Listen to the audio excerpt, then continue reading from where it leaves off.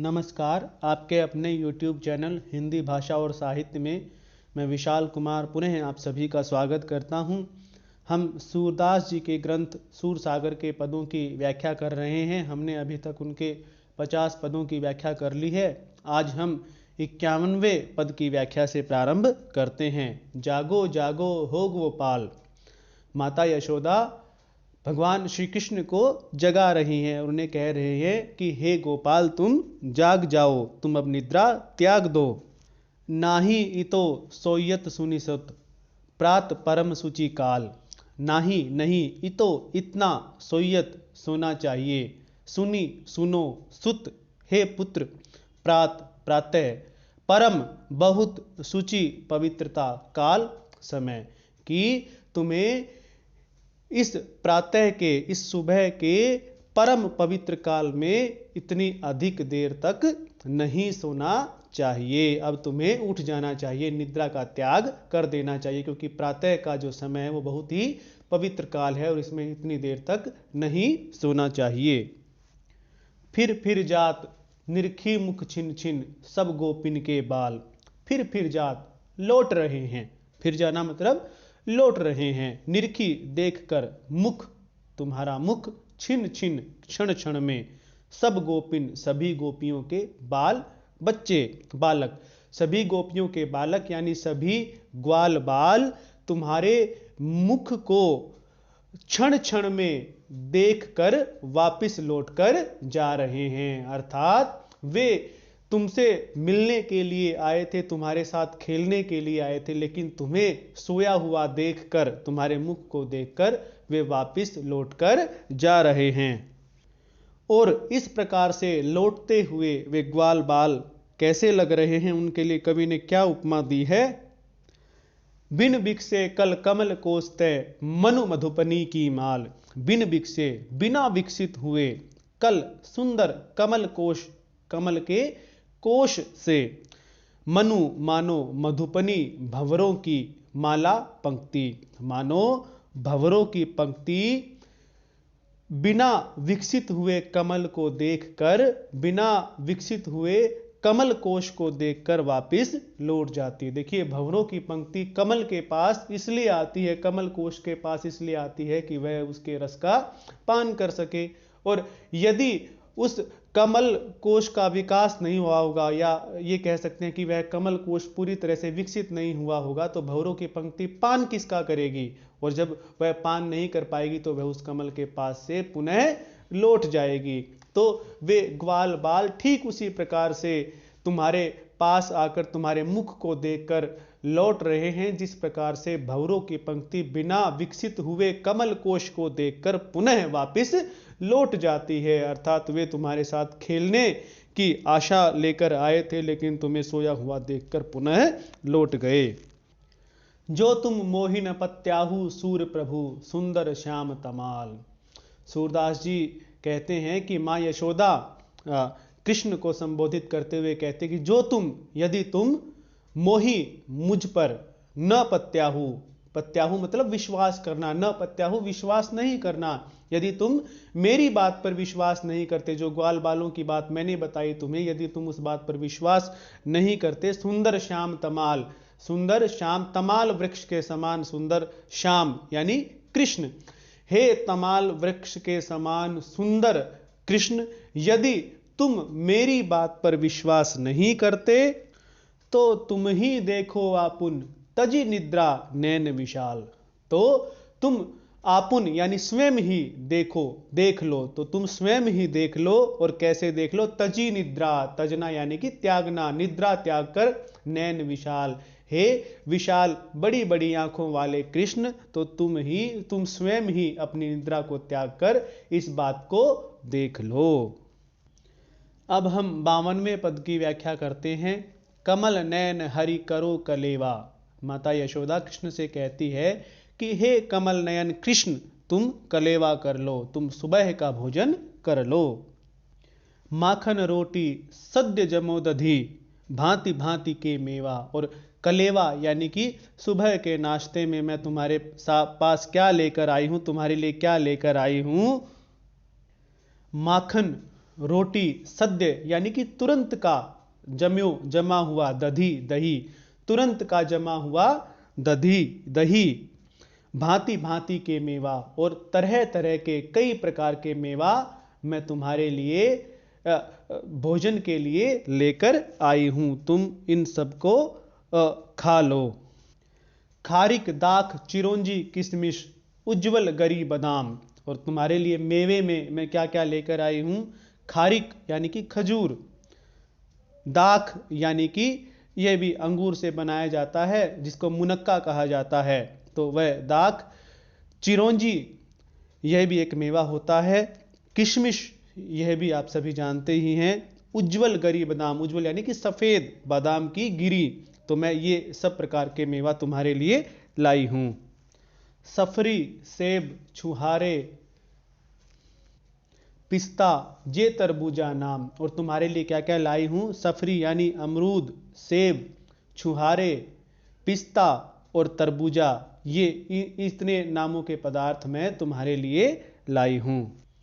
अरु मेवा बहु भांति भांति हैं सटरस के मिष्टान्न, कि अरु और मेवा बहु भांति भांति बहुत प्रकार की तरह तरह की मेवा मैं लाई हूं, सटरस सटरसों से युक्त मिष्टान्न मिठाई भी मैं तुम्हारे लिए लाई हूं।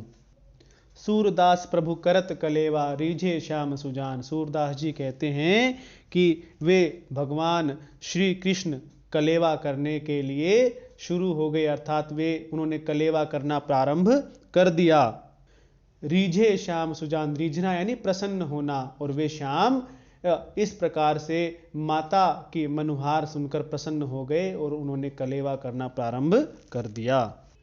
अब हम 53वें पद की व्याख्या करते हैं। मैया मोही दाऊ बहुत खिजायो, कृष्ण माँ यशोदा से बलराम की शिकायत करते हुए कहते हैं कि हे मैया, मुझे दाऊ बहुत चिढ़ाता है, मुझे बलराम बहुत चिढ़ाता है।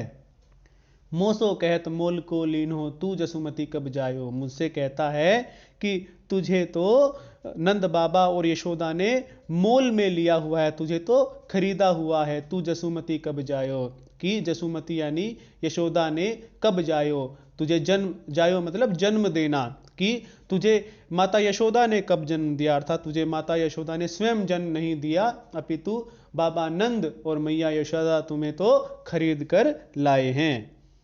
कहा करो इह रिश के मारे खेलन हो नहीं जात, कहा करो क्या करूं, कहा मतलब क्या, क्या करूं, इही इसी, रिश यानी कि क्रोध, क्योंकि मुझे उसकी यह बातें सुनकर क्रोध आ जाता है, मुझे बुरा लगता है, और इसी रिश के कारण, इसी क्रोध के कारण हो यानी कि मैं खेलन नहीं जात, कि मैं खेलने तक भी नहीं जाता, क्योंकि जब भी मैं खेलने जाता हूं तो बलराम मुझे इस प्रकार से कह कहकर चिढ़ाता रहता है। पुनि पुनि कहत कौन है माता को है तेरो तात, पुनि पुनि बार बार मुझसे कहता है कौन है माता, कि तेरी माता कौन है, को और कौन है तेरो तात, और तेरा पिता कौन है, कि तेरे असली माता और असली पिता कौन है, क्योंकि बाबा नंद और यशोदा तो तेरे माता पिता नहीं हैं, उन्होंने तो तुझे खरीद के लाया हुआ है, तो तेरे असली माता पिता कौन हैं। गोरे नंद जसोदा गोरी तू कत श्यामल गात, कि मैया यशोदा भी गोरी हैं और बाबा नंद भी गोरे हैं, लेकिन तू कृष्ण वर्ण का है, तू सांवले रंग का है, तो तू सांवले रंग का कैसे हो गया, जब तेरी माता यशोदा, तू कहता है कि मेरी माता यशोदा हैं और बाबा नंद हैं और वे दोनों गोरे हैं, तो तू भी गोरा ही होना चाहिए था, लेकिन तू तो काला है, और इसीलिए मैं कहता हूं कि तू उनका पुत्र नहीं है। चुटकी दे दे ग्वाल नचावत हंसत सबे मुस्कात, चुटकी दे दे, कि चुटकी बजा बजा कर ग्वाल, सभी ग्वाल बाल ये बात सुनकर नाचते हैं, हंसत सबे मुस्कात, और सभी हंसते हैं और मुस्कुराते हैं, अर्थात मेरी खिल्ली उड़ाते हैं। इस प्रकार की शिकायत कृष्ण जो है माँ यशोदा से कर रहे हैं। तू मोही को मारन सीखी दाऊ ही कबहू न खींचे, तू मोही को, तू मुझे ही, मोही को मुझे ही मारन सीखी, कि मारना जानती है, कि तू तो केवल मुझे ही डांटना और मुझे ही मारना जानती है। दाऊ, दाऊ ही कबहू ने खींचे यानी कि उसके ऊपर नाराज होना, खींचना मतलब नाराज होना। तू तो मुझे ही मारना जानती है, तू तो मुझे ही मारती रहती है, डांटती रहती है, तू बलराम को कभी भी नहीं डांटती है, ना ही उसे कभी मारती है, और जबकि वह कितना शैतान है, वो किस प्रकार से मुझे चिढ़ाता है। मोहन मुख रिस की ये बातें जसुमती सुनी सुनी रीझ है। मोहन मुख, मोहन के मुख की, रिस ये नाराजगी भरी, रिस मतलब नाराजगी भरी ये बातें जसुमती यशोदा सुनी सुनी, सुन सुनकर रीझे प्रसन्न हो रही है, क्योंकि बच्चे की शिकायत सुनकर भी आनंद आता है। तो उसी प्रकार से माता यशोदा भी कृष्ण के मुख से ये नाराजगी की, क्रोध की बातें सुन सुनकर प्रसन्न हो रही हैं। सुनु कान बलभद्र चबाई जनमत ही को धूत, कि सुनहु कान, अरे कान्हा सुन, बलभद्र चबाई, बलभद्र यानी बलराम, चबाई यानी कि चुगलखोर, कि अरे कान्हा सुन, वह बलराम तो बचपन से ही चुगलखोर है, जन्मत ही को धूत, और जन्म से ही, जन्मत ही को जन्म से ही, धूत यानी कि दुष्ट है, वह तो जन्म से ही दुष्ट है। सूर श्याम मोहि गोधन की सो, हो माता तू पूत। सूरदास जी कहते हैं कि माँ यशोदा कृष्ण को संबोधित करते हुए कहती हैं कि अरे कान्हा, मुझे गोधन यानी जो हमारे पास जितनी भी गाय हैं उन सभी की सौगंध है, मैं उन सभी की सौगंध खाकर कहती हूँ कि हो माता, मैं तेरी माता हूँ, हो यानी मैं तेरी माता हूँ और तू मेरा पुत्र है। बलदाऊ जो ये बात कहता है ये सभी झूठ कहता है, मैं तो अपने गायों की शपथ खाकर तेरे सामने कहती हूँ कि मैं ही तेरी माता हूँ और तू ही मेरा पुत्र है। अब हम 54वें पद की व्याख्या करते हैं। खेलत में को काको गुसैया, खेलत में खेल खेल में, को कौन, काको किसका, गुसैया यानी कि स्वामी, कि खेल खेल में कौन किसका स्वामी होता है, कौन किसका सेवक होता है। यह जो प्रसंग है यह उस समय का है जब कृष्ण सभी ग्वाल बालों के साथ खेलते हैं और वे बाल लीला बिल्कुल स्वाभाविक रूप से करते हैं। वे जानबूझकर खेल में हार जाते हैं और हारने के बाद भी अपनी हार को नहीं मानते और झगड़ा करते हैं। तो इस बात पर जो अन्य ग्वाल बाल हैं वे कहते हैं कि अरे कान्हा, खेल में तो कौन किसका स्वामी होता है और कौन किसका सेवक होता है, अर्थात खेल में तो सब बराबर होते हैं, जो हार जाए उसे अपनी हार माननी चाहिए। ये बात अलग है कि तुम्हारे जो पिता हैं, नंद हैं, उनके घर गाय बहुत हैं और वे इस ग्राम के प्रधान हैं, लेकिन खेल खेल में तुम प्रधान नहीं बन सकते। खेल में तो सब बराबर होते हैं, खेल में ना तो तुम हमारे स्वामी हो और ना ही हम तुम्हारे सेवक हैं। खेल में तो ना कोई किसी का स्वामी होता ना ही सेवक, बल्कि सभी बराबर होते हैं। हरिहारे जीते श्री दामा, बरबस ही कत करत रिसैया। हरिहारे, कि हरि यानी कृष्ण, कृष्ण हार जाते हैं और श्री दामा जीत जाते हैं। बरबस यानी कि तुम व्यर्थ ही, बरबस ही, कत क्यों, करत कर रहे हो, रिसैया क्रोध, कि तुम तो व्यर्थ ही क्रोध कर रहे हो, तुम तो बिना मतलब के ही क्रोध कर रहे हो, नाराज हो रहे हो। खेल में तुम हार गए हो और श्री दामा जीत गया, अब तुम्हें अपनी हार मान लेनी चाहिए। जाति पाति हम तय बड़ नाही, बसत तुम्हारी छैया। जाति पाति, जाति, हम तय हमसे, बड़ बड़ी, नाही नहीं, बसत बसते हैं, तुम्हारी तुम्हारी, छैया छाया में, कि तुम्हारी जाति भी हमसे बड़ी नहीं है, अर्थात तुम भी अहीर हो और हम भी अहीर हैं, तो इसलिए तुम्हारी जाति भी हमसे बड़ी नहीं है और न ही बसत तुम्हारी छैया, नहीं हम तुम्हारी छाया में बसते हैं, अर्थात नहीं हम तुम्हारे आश्रय में जीवन यापन करते हैं, नहीं तुम तुम्हारे आश्रय में जीवन व्यतीत करते हैं, नहीं हम तुम्हारे सहारे जीवन व्यतीत करते हैं। तो हम न तो तुम्हारी छाया में बसते हैं और न ही तुम्हारी जाति हमसे बड़ी है, जो तुम इस प्रकार से हम पर क्रोध कर रहे हो और अपनी हार को नहीं मान रहे हो। अति अधिकार जनावत याते, जाते अधिक तुम्हारे गैया। अति अधिकार, अत्यधिक अधिकार जनावत जता रहे हो, याते इसलिए कि जाते तुम्हारे अधिक गैया, कि तुम्हारे पास गायें अधिक हैं। क्या तुम हम पर इसलिए अधिकार जता रहे हो, इतना अधिकार जता रहे हो, इतना आधिपत्य जमा रहे हो? क्या तुम इसलिए हम सब पर इतना आधिपत्य जमा रहे हो, इतना अधिकार जता रहे हो कि तुम्हारे पिता नंद बाबा के पास हम सबसे अधिक गाय हैं? तो यह तो ठीक नहीं है। रूहठी करे तासों को खेले, रहे बैठी जह तह गवैया। रूहठी करे, रूठे यानी कि नाराज हो जाए, तासो उससे, को कौन, खेले खेले, कि खेल खेल में गुस्सा करे या हार को ना माने या नाराज हो जाए, उससे कौन खेले, ऐसा सब ग्वाल बाल कहते हैं। और ऐसा कहकर जहाँ तहाँ वे जहाँ तहाँ बैठ जाते हैं, खेल छोड़कर जहाँ तहाँ बैठ जाते हैं। ऐसा कहते हैं कि यदि खेल में कोई इस तरह रूठ जाए तो उससे कौन खेले, अर्थात उससे कोई भी नहीं खेलेगा, इसलिए वे जहाँ तहाँ बैठ जाते हैं। सूरदास प्रभु खेलो चाहत, दाऊ दियो करी नंद दुहैया। सूरदास जी कहते हैं कि फिर श्री कृष्ण खेलना चाहते हैं, ऐसा कहते हैं। फिर श्री कृष्ण ग्वालों के समीप जाते हैं और कहते हैं कि नहीं, मुझे खेलना है, दांव दियो। और फिर जो अपना दांव था, अपनी बारी थी, वो उन्होंने दी। करत नंद दुहैया, और उन्होंने नंद बाबा की शपथ खाई। और नंद बाबा की शपथ खाकर कहा कि चलो मेरे साथ खेल लो। मैं नंद बाबा की शपथ खाता हूं कि मैं तुम्हारे साथ फिर से कुछ ऐसा नहीं करूंगा, मैं अपना दांव अवश्य ही दूंगा। पहले तो कृष्ण ने मना कर दिया था, वे अपनी हार स्वीकार नहीं कर रहे थे और अपना दांव नहीं दे रहे थे। लेकिन जब सारे ग्वाल बाल इधर उधर बैठ गए, तब श्री कृष्ण उनके पास जाते हैं और उनके सामने नंद बाबा की शपथ खाते हैं कि तुम मेरे साथ खेल लो, मैं अपना दांव अवश्य ही दूंगा। अब हम 55वें पद की व्याख्या करते हैं। हरि को टेरती है नंदरानी, कि हरि यानी कृष्ण को नंदरानी माता यशोदा टेरती, पुकार रही हैं। भगवान कृष्ण कहीं बाहर खेलने के लिए गए हुए हैं और माता यशोदा उन्हें पुकार रही हैं, बुला रही हैं।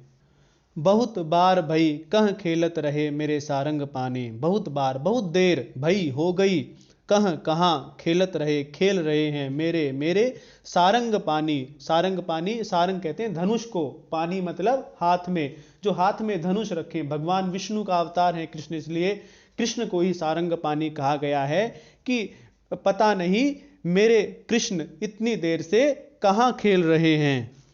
सुनत ही टेर दोरी तह आए, कब से निकसे लाल, कब के निकसे लाल। सुनत ही टेर यानी पुकार सुनकर, दोरी दौड़कर, तह वहां, आए कब के, कब से, निकसे निकले हुए, गए हुए, लाल पुत्र, की इस प्रकार से माता की पुकार सुनकर भगवान कृष्ण जो कि कभी से बाहर खेलने के लिए गए हुए थे, वे दौड़कर तुरंत ही माता के पास आए। जेवत नहीं नंद तुम्हारे बिन, बेगी चलो गोपाल। जेवत यानी कि जीमना, यानी कि भोजन करना। जेवना यानी हमारे आसपास जो हमारी क्षेत्रीय भाषाएं होती हैं उसमें जीमना कहते हैं, तो जेवत यानी कि भोजन करना। तो माता यशोदा कृष्ण को कहती हैं कि हे कान्हा, तुम्हारे बिना तुम्हारे नंद बाबा भोजन भी नहीं कर रहे हैं, इसलिए वेग से, शीघ्रता से तुम उनके पास चलो, ताकि तुम आओ तो वे भी भोजन कर लें।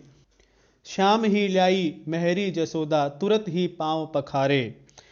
शाम ही लाई, शाम को ले आई, मेहरी यानी कि माता, जसोदा यशोदा, तुरंत ही, पांव, पाई यानी कि पांव, पखारे धो दिए।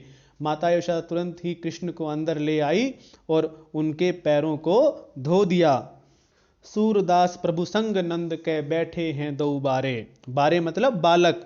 सूरदास जी कहते हैं कि अंदर जाकर बाबा नंद के साथ दोनों बालक कृष्ण और बलराम बैठकर भोजन कर रहे हैं।